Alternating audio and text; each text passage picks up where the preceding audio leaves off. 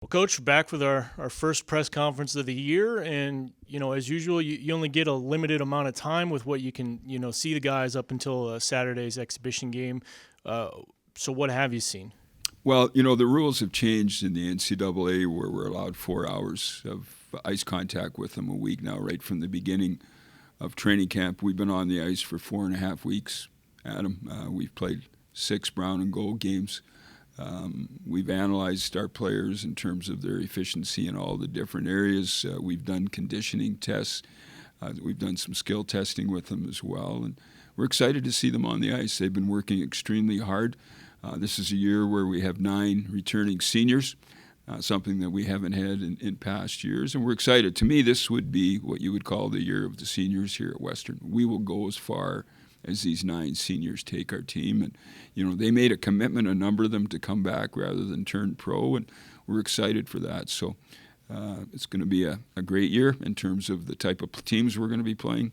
The non-conference schedule is probably as tough as we've ever had it, Adam, and it was set up that way, knowing that we expected to have a strong team this year. So looking forward to playing Nate on Saturday. I just got off the phone with their head coach. They're excited to come down. I explained the type of atmosphere we'll have here at Western and how excited our fans get for this border battle game. And I'm looking forward, like everybody else, to see our team play a real game.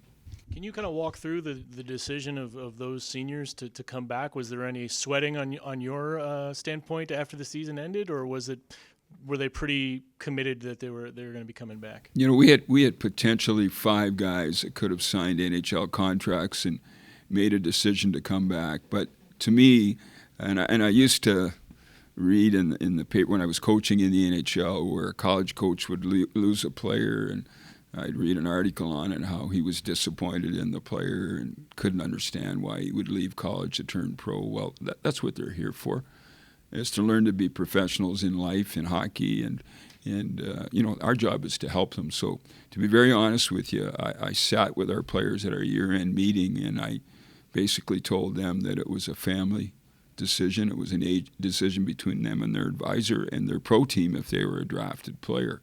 And, basically I feel that you have to allow the families and the players to make those decisions. I never try to talk players into coming back here. I mean, they'll come back if they believe it will help them. We certainly believe that coming back and playing another year helps every player. I think if we look at it statistically, from the players that have played 3 or 4 years, and 4 years in a lot of cases here, they've had more success when they've left in terms of being professionals as well too. But it's a decision that the players themselves have to make. And when they tell us that they're going to move on to the pro ranks early, we pat them on the back, wish them the best, and thank them for what they did for Western Michigan University, knowing that the idea that we're moving players on to the next level is going to help us attract that next professional prospect. How has Hugh McGing looked as your captain? I think our senior group is real solid. I think Hugh is obviously our captain. We've got Luke Bafia as an assistant captain as well. We've got Wade Allison from our senior group, and then we've got Matthias Samuelson, a sophomore, and Josh Basolt, a junior, as captains as well. But captaincy is a great thing to have and to wear the letter, and certainly to have the C in your chest as Hugh has is really special. But Hugh just leads by example every single day, and that's what we're looking for. You're going to have a chance to talk to another senior, Dawson DiPietro, who made a decision to come back here in a couple of minutes. And we're really counting on Dawson this year getting off to a great start in the season and having our seniors set the tone for the year. I know that. Well, I shouldn't say I know that. If you, in your head, assuming you don't have a starting goaltender yet, or maybe I should just ask, do you have a starting goaltender? But assuming not, what are you looking for from your goaltenders leading up to the start of the season? We have we'll play 2 goalies this weekend in the game against Nate, and right now there's been a battle going on between all 4 guys. We've had 6 inter-squad games, as I mentioned, and we've kept track of all the statistical data through that. We're watching how they perform in practice. We rate them after practice, 1 to 4, and we rate them after the games as well here too. We're trying to be as objective as we possibly can be. Here at Western, we're looking for players that compete, play hard as a team, put themselves ahead of individual play, and put the team ahead of any individual play, and it works the same way in goal. We're looking for that one guy that can get the job done for us, and if we play the same guy all year and we're getting the job done, that's what we'll do. If we need to play 2, if we need to play 3, the bottom line is we need to get results. You've been recruiting in college for 8 years now, and Dawson's a guy that was plucked out of Ohio. Ohio necessarily hasn't been a huge hotbed for college hockey talent, but that seems to be increasing over these past several years, and he's certainly part of that. What have you seen kind of out of the landscape, from Ohio? Obviously, they've had the 3 successful college teams in Bowling Green, Ohio State, and Miami, and then the Phantoms are now firmly entrenched out on the east side of the state. But just, as a whole, what have you kind of seen out of that state? Well, first, just to talk about Dawson and his career path here. I mean, we got Dawson out of the North American League as a walk-on here, end of the season, and he's come in here. He redshirted the first year. He's a guy that the next year was right near the top of the statistics on our team. Last year had a few injuries that I think hurt his overall play, but he's always worked extremely hard, and we're excited about Dawson. We need Dawson to play the right way, and when he does, he's a very good player for us. Use his speed. But when you talk about Ohio, I think.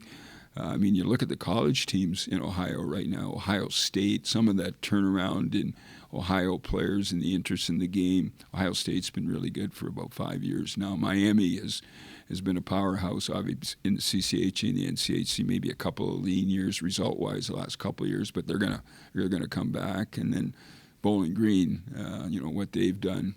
Obviously they were a team that took 2 games from us last year and was a factor in us not playing in the national tournament at the end of the year, and certainly in the NCHC playoffs we didn't finish as well as we wanted against Colorado too. But just overall hockey players, we're recruiting more in Ohio. We've got some players in the future coming from that state that are already committed to us, and we're going to have to make sure we look at every possibility in that state because they're coming on. Real quick, you said you'll play 2 goalies on Saturday. Which 2? We'll play the 2 goalies that are dressed on Saturday, and just one comment, and I wanted to mention this before, and bottom line is we're excited about the optimism for our team. I mean, I went to our football game on Saturday night, and usually I get down on the sidelines because I like to feel part of the action, but that game I watched it from the very top, standing at the top, and had a number of people come up to me and wish me luck for the season, say how they're excited about our team and think we're going to have a good team. And, I let them know that we believe in our group as well.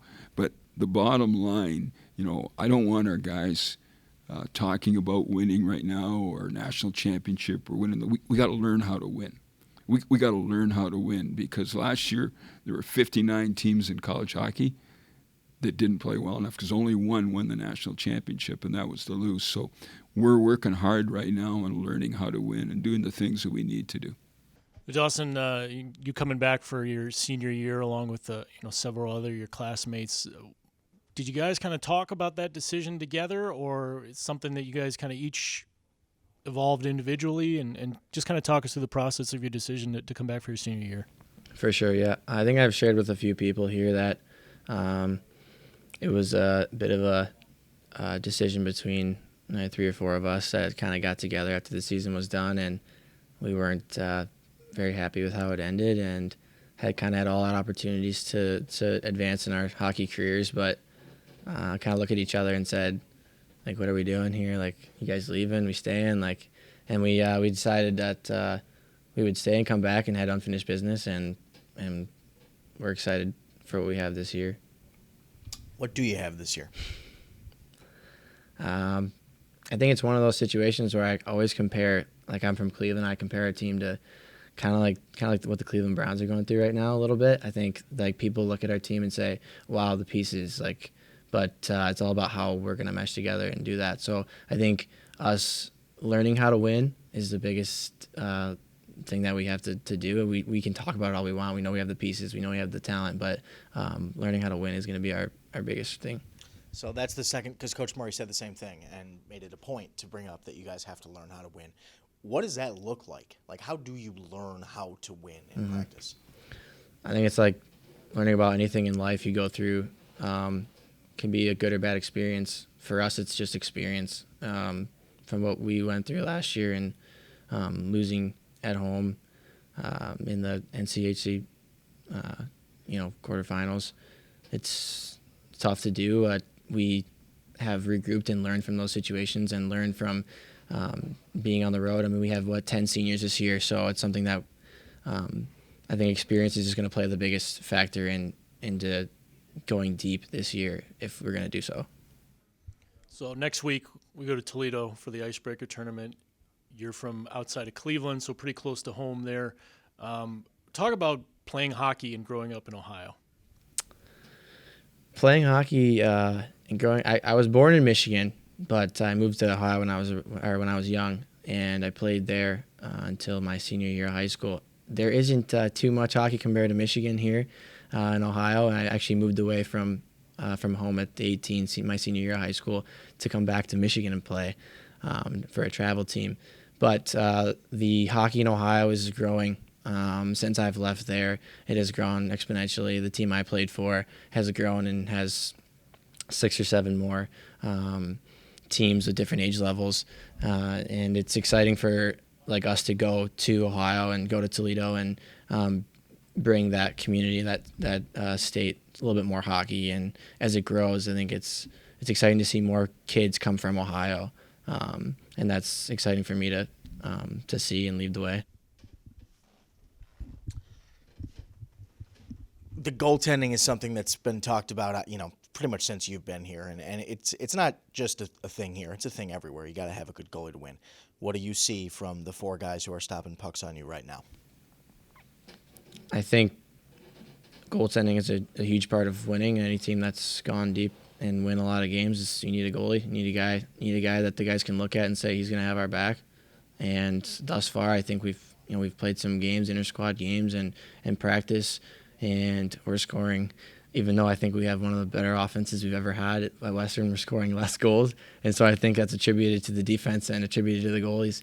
So we're extremely excited about what the goalies have looked like and can look like in the future. We're extremely excited about Bussy, the new guy, and I think just instilling him with confidence. And we'll see, if he can take the reins, or if Barks or Kaner or Massey, it's really up for grabs right now, but they all look really good in practice, and we're excited about that. You guys just pretty much get to play each other in the fall leading up to the season. At what point does that get annoying? And then at what point does the buzz for your exhibition game, start to kind of overtake the team and the excitement comes out? I think it's getting annoying right now. Yeah, we're all chomping at the bit. Got about a week here. We're excited to play someone other than ourselves and so look at a different logo across the ice. And that's really what it comes down to. We're excited for that. We know that we push each other in practice every day and in the games, but we're extremely excited after how last year it ended, and just playing against each other to look at somebody else, another team. So we're ready for the opportunity.